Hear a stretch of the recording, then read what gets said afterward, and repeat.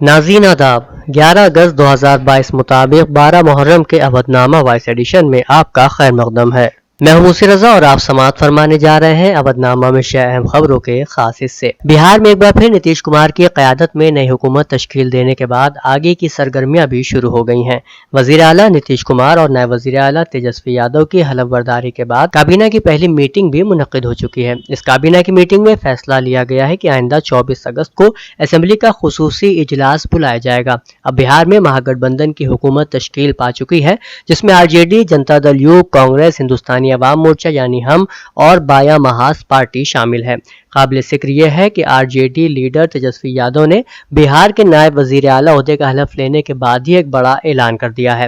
انہوں نے کہا ہے کہ آئندہ ایک ماہ میں ریاست کے غریبوں اور نوجوانوں کو بمپر روزگار دیا جائے گا۔ نتیش کمار نے وزیر اعلیٰ کے ہدف لینے کے فوری بعد BJP پر حملہ بولا۔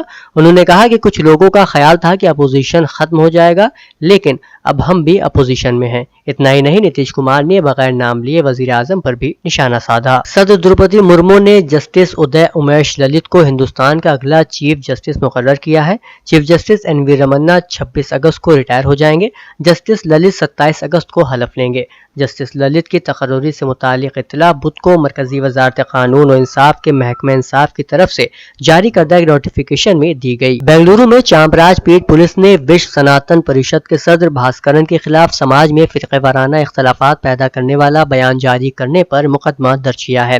بھاسکرن نے متنازع مقام کو وقف بورڈ سے لے کر ریاستی حکومت کو سونپنے کی تحریک میں سرکردہ کردار ادا کیا ہے۔ انہوں نے مبینہ طور پر حرزہ رسائی کی ہے کہ عیدگاہ ٹاور کو ایودھیا کی بابری مسجد کے طرز پر گرا دیا جائے گا۔ انتخابات میں ووٹروں کو متوجہ کرنے کے لیے ریوڑیاں تقسیم کرنا مناسب ہے یا نہیں اور اس مسئلے سے کیسے نپٹا جائے، اس کے لیے سپریم کورٹ نے گزشتہ ہفتے نیتی آیوگ، انتخابی کمیشن، مرکزی حکومت، RBI، مالیاتی کمیشن اور اپوزیشن پارٹیوں کے اراکین کو ملا کر ماہرین کی ایک کمیٹی بنانے کا فیصلہ کیا تھا۔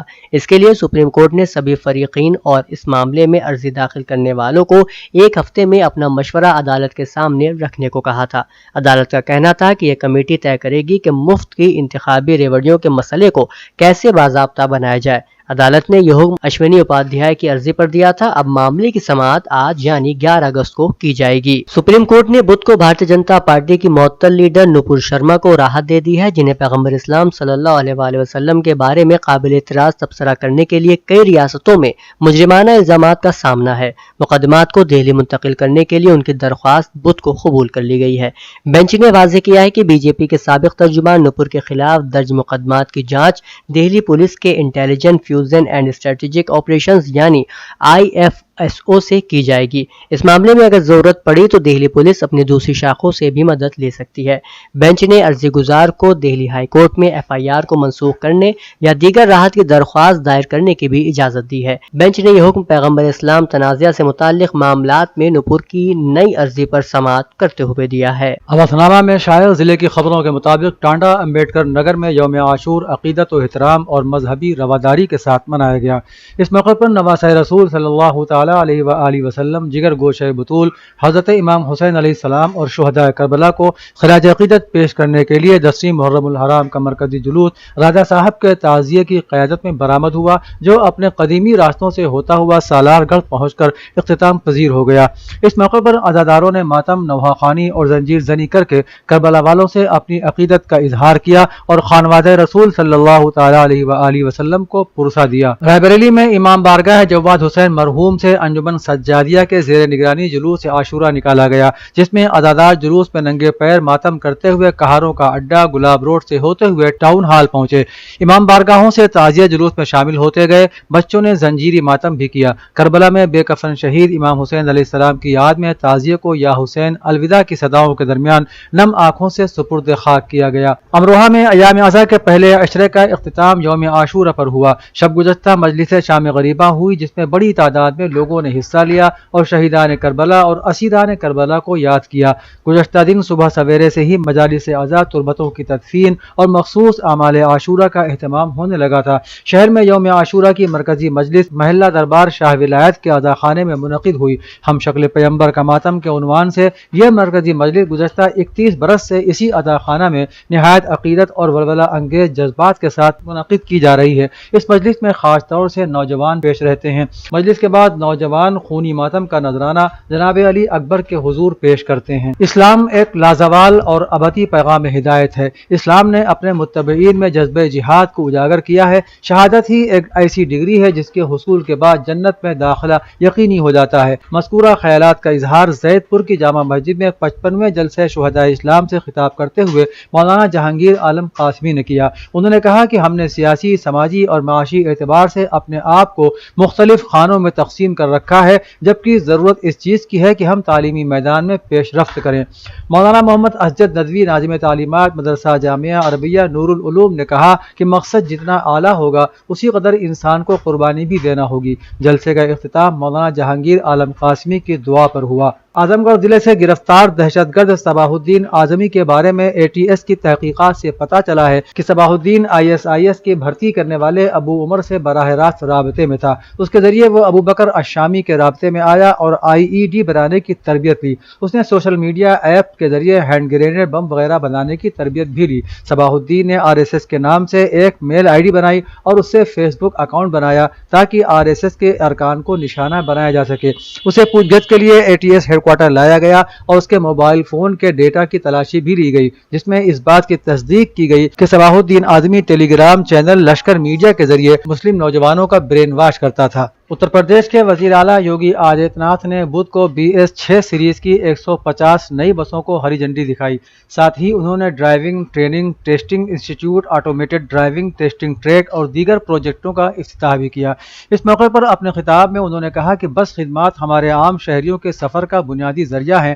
ہر شہری کو بہتر و مناسب ٹرانسپورٹ کی خدمات میسر ہو سکیں، اسے یقینی بنانے کے لیے حکومت ریاست میں بس خدمات میں اصلاحات کی کوششیں کر رہی ہے۔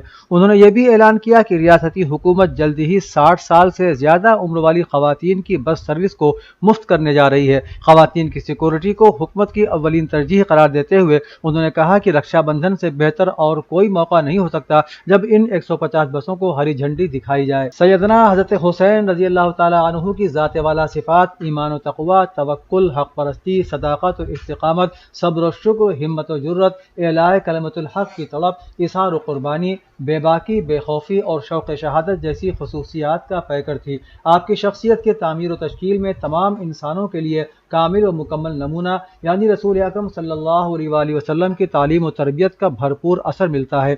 ان خیالات کا اظہار امام عیدگاہ لکھنؤ مولانا خالد رشید فرنگی محلی نے جلسہ شہدائے دین حق و اصلاح معاشرہ کو خطاب کرتے ہوئے کیا۔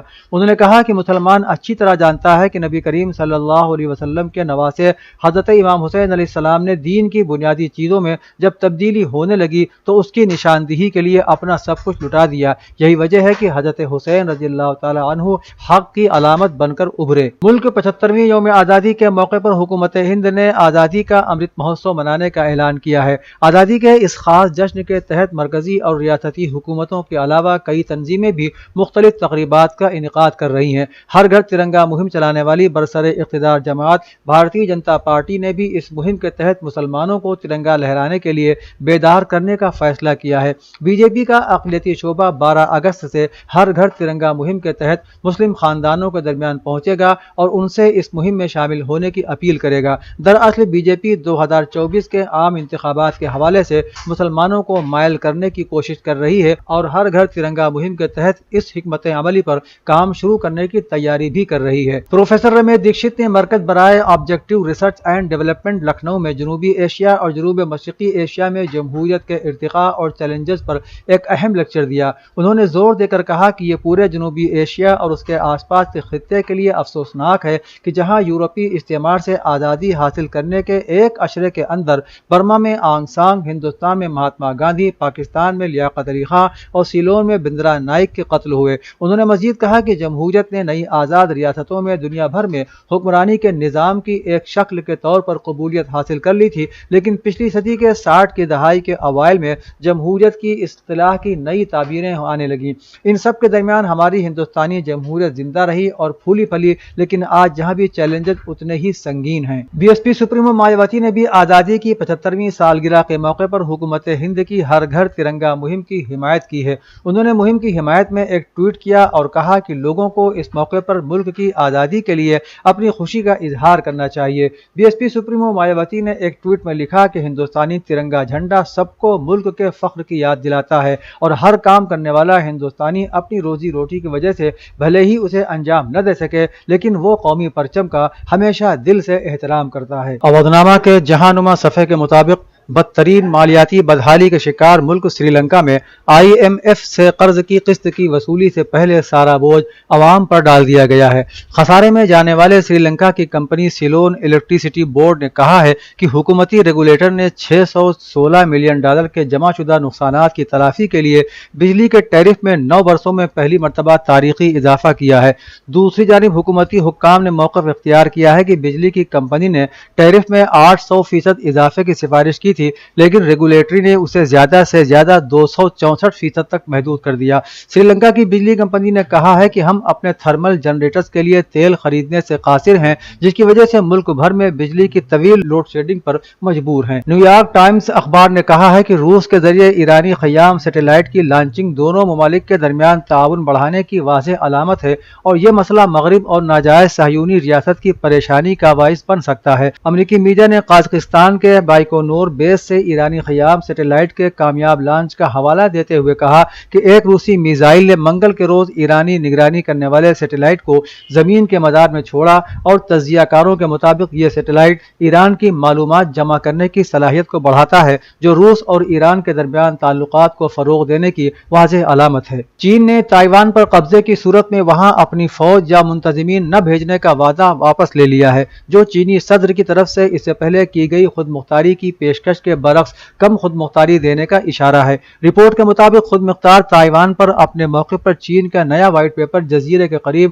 اس کی وسیع فوجی مشقوں کے بعد سامنے آیا ہے، جو گزشتہ ہفتے امریکی ایوان نمائندگان کی اسپیکر نینسی کے دورے کے خلاف احتجاج کے طور پر شروع کی گئی تھی۔ اس سے پہلے چین نے 1993 اور 2000 میں اپنے 2 وائٹ پیپرز میں کہا تھا کہ اگر تائیوان کے ساتھ اس کا الحاق ہو گیا تو وہ اپنی فوج اور منتظمین کو وہاں نہیں بھیجے گا۔ تائیوان کی مین لینڈ افیئرز کونسل نے چین کے موجودہ وائٹ پیپر کی مذمت کرتے ہوئے کہا کہ یہ خواہش مندانہ سوچ جھوٹ سے بھری ہوئی ہے، جس میں حقائق کو نظر انداز کیا گیا ہے۔ روسی ایوان صدر کے ترجمان نے خبردار کیا ہے کہ ترکی کی کمپنی نے یوکرین میں اگر ڈرون طیاروں کی پیداوار کا کارخانہ بنایا تو یہ کارخانہ روسی حملے کا نشانہ بھی بن سکتا ہے۔ اس سے پہلے انقرہ میں یوکرین کے سفیر نے اعلان کیا تھا کہ ترکی کی کمپنی یوکرین میں اپنا پیداواری کارخانہ لگانے کا ارادہ رکھتی ہے اور اس کارخانے کے لیے زمین کی خریداری کا عمل بھی مکمل ہو چکا ہے، لیکن روس نے خبردار کیا ہے کہ اس طرح کا اقدام صرف یوکرینی عوام کے مسائل بڑھنے کا باعث بنے گا اور یہ کارخانہ یوکرین میں